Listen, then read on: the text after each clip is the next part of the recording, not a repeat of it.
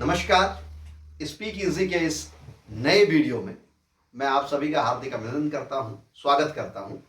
और जैसा कि हमने पहले भी चर्चा की थी कि स्पीक इजी के प्लेटफॉर्म के माध्यम से हम एक तरफ जहां अंग्रेजी भाषा के विस्तार के लिए काम कर रहे हैं, वहीं दूसरी तरफ हम छोटी छोटी बातें जो व्यवहार जीवन की हैं और जो हमारे जीवन को आगे बढ़ाने के लिए बड़े महत्वपूर्ण घटनाओं को तय करती हैं, उन सभी बातों पे भी हम थोड़ा थोड़ा फोकस डालने का प्रयास कर रहे हैं, जिससे कि कहीं ना कहीं समाज के भीतर एक विचारशीलता का सृजन हो और समाज में अगर हमारे प्रयासों से थोड़ी बहुत कोई निराशा दूर हो पाए, तो इसके लिए मैं ईश्वर को बहुत धन्यवाद दूंगा। आज का वीडियो शुरू करने से पहले मैं ये कहना चाहता हूँ कि सामान्यतः हमारे जीवन में एक बड़ी व्यापक घटना के रूप में दिखाई पड़ती है। आप अपने चारों ओर देखेंगे तो आप किसी भी व्यक्ति से जब बात करेंगे, चाहे उसका आर्थिक लेवल कुछ भी हो या उसका शैक्षणिक लेवल कुछ भी हो, लेकिन कहीं ना कहीं आज की इस आपाधापी भरी दुनिया में व्यक्ति निराशाओं से बहुत भर गया है। उसके मन में किसी न किसी प्रकार का क्षोभ और किसी चीज को न पा पाने की कशक चारों ओर दिखाई देती है। लेकिन अगर आप अपने जीवन को एनालाइज करें और अपने जीवन का विश्लेषण करें, तो आप ये पाएंगे कि जीवन में अधिकांशतः लोगों के जीवन में 90% चीजें बिल्कुल ठीक ठाक चलती हैं। 10% चीजें ऐसी हो सकती हैं जो हमें नहीं मिल पाई या जिसके लिए हमने प्रयास किया तो वहां हमको आशातीत सफलता नहीं मिली। यानी कि जो ये स्टैंडर्ड रेशियो है, सामान्य व्यक्तियों के लिए इस कैटेगरी में मैं मानता हूं कि 70 से 80% लोग आराम से आ जाएंगे। उसके बाद एक दूसरा रेशियो हो सकता है, वो हो सकता है 80:20। यानी कि हो सकता है कि 80% चीजें आपके जीवन की आपके अनुकूल चल रही हों और 20% चीजें आपके जीवन के अनुकूल नहीं चली, और या आपके मन के अनुकूल। जीवन के अनुकूल कहना व्यवहारिक नहीं होगा, क्योंकि जीवन तो अपनी अनुकूलता को लिए चलता ही रहता है। अनुकूलता प्रतिकूलता मन की स्थिति होती है। और जो तीसरी स्थिति होती है, जो मैं मानता हूं कि अंतिम स्थिति हो सकती है, वह यह हो सकती है कि 70:30, यानी कि 70% चीजें आपके मन के अनुकूल चली हों और 30% चीजें आपके मन के अनुकूल नहीं चली हों। और ऐसे लोगों को मैं मानता हूं कि वो यूं कह सकते हैं, कई लोग कहते हैं उसमें नए शब्दों को जोड़ देते हैं, नई नई शब्दावलियां उनके पास है। कोई उसके लिए ईश्वर को उत्तरदायी ठहरा देता है, कोई अपने पूर्वजों को उत्तरदायी ठहरा देता है, और कहीं ना कहीं हम लोग किसी न किसी को उत्तरदायी ठहराते हैं। क्योंकि जब भी जीवन में कोई प्रतिकूल परिस्थिति होती है तो मानव का स्वभाव यह होता है कि वो प्रतिकूल परिस्थितियों के लिए दूसरे को उत्तरदायी ठहराता है और अनुकूल परिस्थितियों का सारा क्रेडिट वो स्वयं लेना चाहता है। ये मानव मन की स्थिति है और इस स्थिति से कोई नहीं बच सकता। उसमें आप, मैं और सभी लोग शामिल हैं। तो अब हमारी दिक्कत क्या होती है, हम हमारे व्यवहार जीवन में समस्या कहां पर है? समस्या यहां आती है कि हम अक्सर उस 30% चीजों की चर्चा करते हैं। मैं नीचे वाले लेवल को 10 और 20 वाले को छोड़ देता हूं, मैं मैक्सिमम लेवल पे आता हूं। हम लोग ज्यादातर जीवन में उस 30% चीजों की चर्चा करते हैं जो हमारे साथ, हमारे मन के अनुकूल नहीं हो पाई या जो घटनाएं हमारे साथ घटित नहीं हो पाई। और उन 70% चीजों की हम चर्चा नहीं करते जो हमारे जीवन में बिल्कुल गुडी गुडी चली और बिल्कुल ठीक ठाक चला। यहीं पे हम कहीं ना कहीं अपने आप को उपेक्षित और अपने जीवन में निराशा के लिए दरवाजा खोल देते हैं। जीवन में आशा, निराशा, सुख, दुख, कुछ शब्दों को मैंने यहां उल्लेखित किया है, लिखा हुआ है सुख, दुख, आशा, निराशा, उपयोगिता, अनुपयोगिता, प्रेम और घृणा। ये सारे मनोभाव, सुख और दुख, ये हिंदी भाषा के शब्द हैं और ये एक दूसरे के पर्यायवाची शब्द हैं। लेकिन मैं मानता हूं कि ये पर्यायवाची न होकर एक दूसरे के पूरक हैं।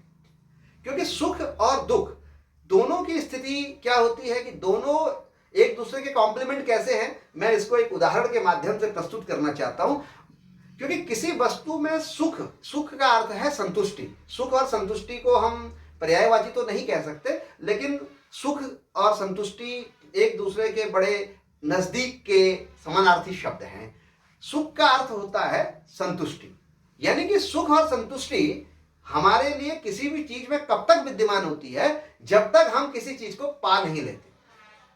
कहने का मतलब, मान लिया जाए कि किसी दिन हमारे मन में ख्याल आया कि हमें एक आईफोन खरीदना है और आईफोन की कीमत लगभग 1 लाख रुपए के आसपास है, और 5-7 महीने एक व्यक्ति प्लान करता रहा कि मुझे आईफोन खरीदना है, अपने संसाधनों को भी जोड़ता रहा, और उस 5 महीने के अंदर उसके मन में बड़ा उत्साह का भाव रहेगा और उसके अंदर संतुष्टि का लेवल बहुत मैक्सिमम होगा, क्योंकि वह अपनी उस इच्छा की पूर्ति के लिए संघर्ष कर रहा है या उस इच्छा की पूर्ति के लिए साधन को एकत्र कर रहा है।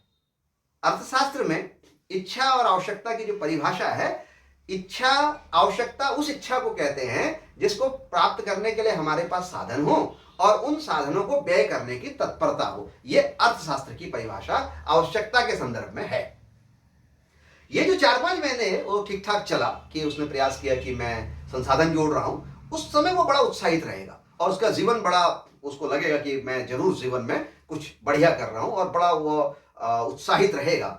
और जैसे ही उसके पास वो आवश्यक साधन इकट्ठे हो जाएंगे और उस आईफोन को खरीद लाएगा, तो उसको खरीदने के बाद 1-2 दिन के बाद 2 स्थितियां पैदा हो सकती हैं।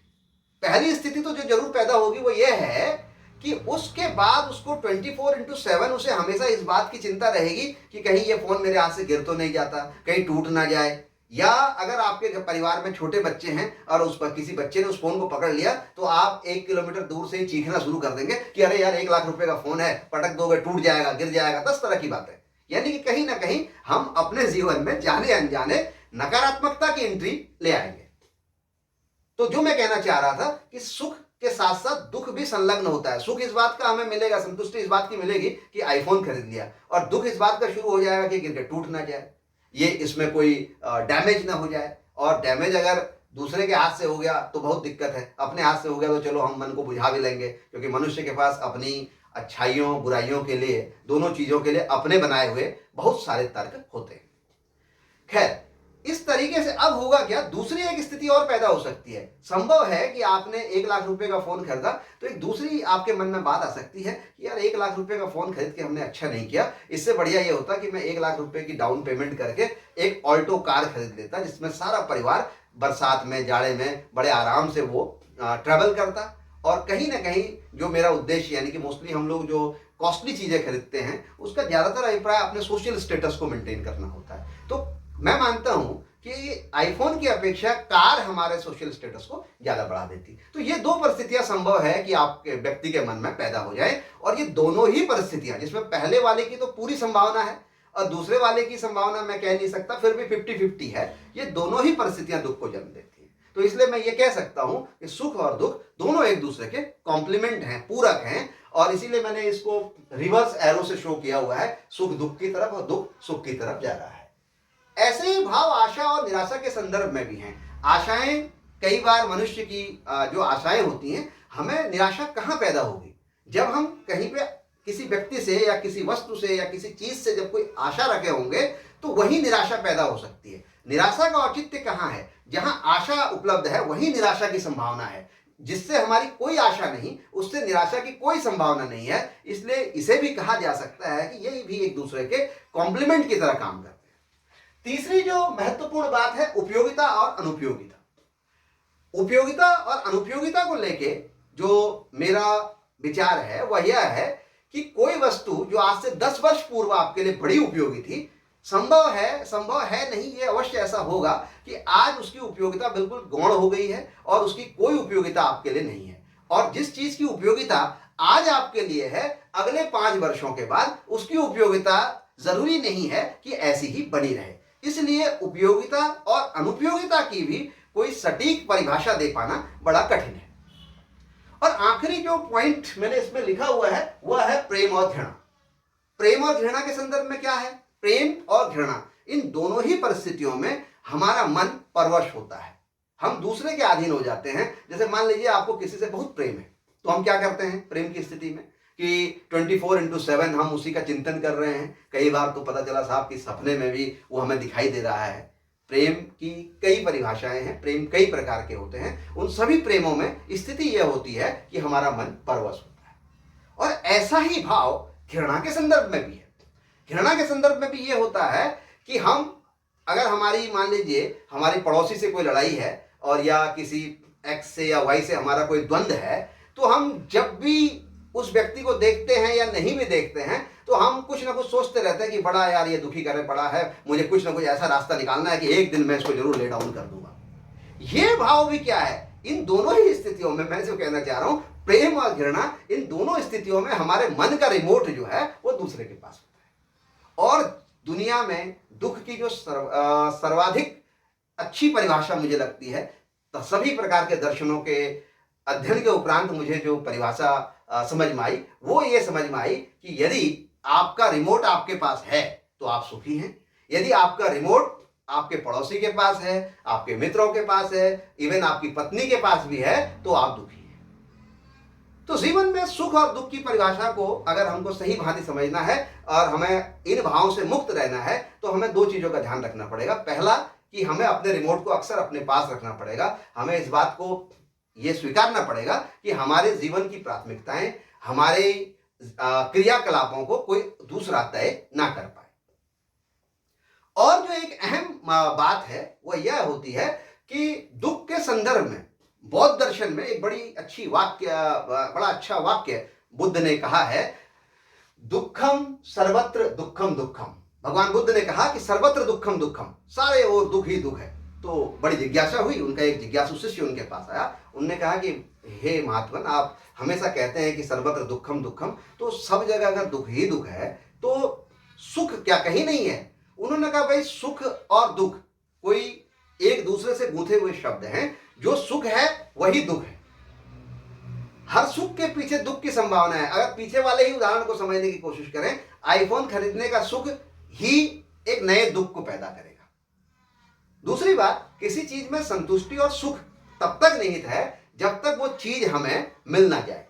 जैसे ही वो चीज हमें मिलेगी, हमारी उपयोगिता समाप्त हो जाएगी उसको लेके, तो संभावना है कि हमारे मन में दूसरी इच्छा पैदा होगी। जैसे ही हमारे मन में दूसरी इच्छा पैदा होगी, पहली इच्छा का संतोष अपने आप कम हो जाएगा, क्योंकि हमारा संघर्ष दूसरी इच्छा को पूरी करने के लिए शुरू हो जाएगा। इसके साथ साथ जो एक और इंपॉर्टेंट बात है, क्योंकि हम लोग हमेशा अपने मन में आशा निराशा, जिसको आज की मॉडर्न जनरेशन में एक नया जो सर्वे आया है, ये सर्वे लंदन स्कूल ऑफ इकोनॉमिक्स और पेरिस स्कूल ऑफ इकोनॉमिक्स ने एक सर्वे किया है। ये सर्वे ये बताता है कि लगभग 2021 के बाद जो दुनिया में अराउंड 1.5 मिलियन टू 2.5 मिलियन लोग 2.5 मिलियन लोग प्रतिवर्ष सुसाइड के अटेम्प्ट्स कर रहे हैं और आत्महत्या का प्रयास कर रहे हैं, जिसमें से 1.5 मिलियन लोग इस काम को करने में सफल हो जा रहे हैं। यानी कि कहीं ना कहीं आज समाज के भीतर, अगर आप इसको गूगल में सर्च करेंगे तो दुनिया में जो सबसे ज्यादा बिकने वाली दवा है वो एंटी डिप्रेशन है। आज सबसे ज्यादा जो बिक रही है वो एंटी डिप्रेशन की दवाएं बिक रही हैं। उसका कारण क्या है? जो उसका साइंटिफिक कॉज है, हमारे शरीर के भीतर 4 हार्मोन्स ऐसे होते हैं जो हैप्पी हार्मोन्स के रूप में जाने जाते हैं और जो हमें हैप्पीनेस प्रोवाइड करते हैं। वो हार्मोन्स सेरोटोनिन, डोपामाइन, ऑक्सीटोसिन और एंड्रोफिन, ये 4 हार्मोन्स होते हैं। ये 4 हार्मोन जब हमारे शरीर में अगर रेगुलर बनते रहें तो हम कभी भी डिप्रेशन का शिकार नहीं हो सकते। मैं ये नहीं कह रहा हूं कि आप कभी निराश ही नहीं होंगे। आशा और निराशा मनुष्य के मन के 2 भाव हैं। अब इसके संदर्भ में इसको समझना ऐसे पड़ेगा, यदि आप 10 घंटे का कोई स्पैन है या एक दिन का स्पैन लेते हैं, 24 घंटे का एक स्पैन है, उस 24 घंटे के स्पैन में अगर आप 5 घंटे आपके मन में निराशा के भाव आ गए, 4 घंटे निराशा के भाव आ गए और बचे हुए 20 घंटों में आप सकारात्मक रहे, 20 घंटों का मतलब सोने से पहले भी आप सकारात्मक सो गए तो वो घंटे सकारात्मक भाव में जुड़ेंगे, और अगर आप सोने से पहले निराश होकर सोए हैं तो वो घंटे आपके नकारात्मकता के साथ जुड़ जाएंगे। सिंपल सा कैलकुलेशन, इसको ऐसे कर सकते हैं। तो यदि आप 24 घंटे के अंतराल में अगर 30% निगेटिव है, 70% पॉजिटिव है, 40% निगेटिव है, 60% पॉजिटिव है, तो भी मामला ठीक ठाक है। यदि आपकी नकारात्मक ऊर्जा जो है वो 50 से ऊपर जा रही है, यानी कि आपका जो फिगर है नेगेटिव थॉट्स का वो ग्रेटर देन पॉजिटिव थॉट्स है, तो फिर बड़ी चिंता का विषय है, फिर आपको जरूर डॉक्टर की आवश्यकता है। साथ ही साथ ऐसे व्यक्तियों को भी डॉक्टर की आवश्यकता है जो कहते हैं कि साहब हमें तो कभी निराशा ही नहीं होती, ऐसा संसार में कोई व्यक्ति हो नहीं सकता जिसके भीतर मन, बुद्धि, चित्त और अहंकार, ये चार फंक्शंस ऑफ मन का, बुद्धि के चार फंक्शंस, आत्मा के चार फंक्शंस काम कर रहे हैं। ऐसा संसार में कोई व्यक्ति हो नहीं सकता कि जिसे कभी निराशा नहीं आती हो। तो ऐसे व्यक्ति को भी मेडिकल ट्रीटमेंट की आवश्यकता है जिसको कभी निराशा नहीं आती, फिर वो एबनॉर्मल व्यक्ति है। हाँ, अगर आशा का भाव है, 70-80% आशा का भाव है, 10-20% नकारात्मकता भी मन में आती है, तो आप एक सामान्य मानव हैं और आपका जो हेल्थ इशू है वो बिल्कुल ठीक ठाक है। खैर, आज के इस वीडियो में बस इतना ही। अगले वीडियो में फिर मुलाकात करेंगे। जय हिंद, जय भारत।